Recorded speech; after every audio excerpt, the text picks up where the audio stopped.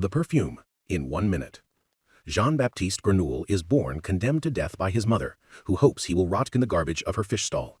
He survives by crying with the strength of his lungs and condemns his mother to death for the crime of infanticide. He is given to a wet nurse, who rejects him, and he ends up in the orphanage of Madame Gaillard, who sells him to a local tanner at the age of 8.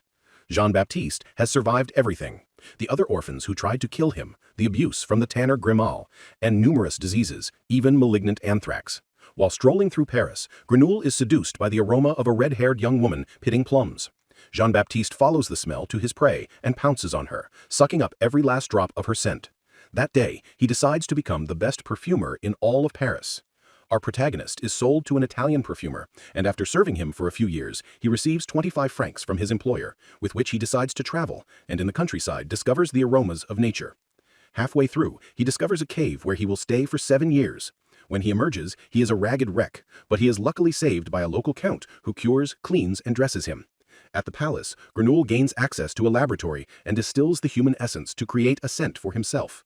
He travels to the city of Cross, where he is employed in a perfumery, and perfects the formula for extracting the essence of things.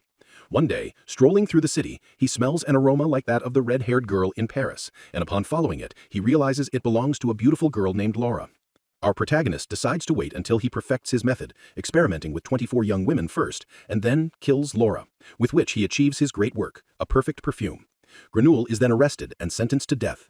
At the public execution, he anoints himself with his perfume, and the people believe he is an angel and begin to love him.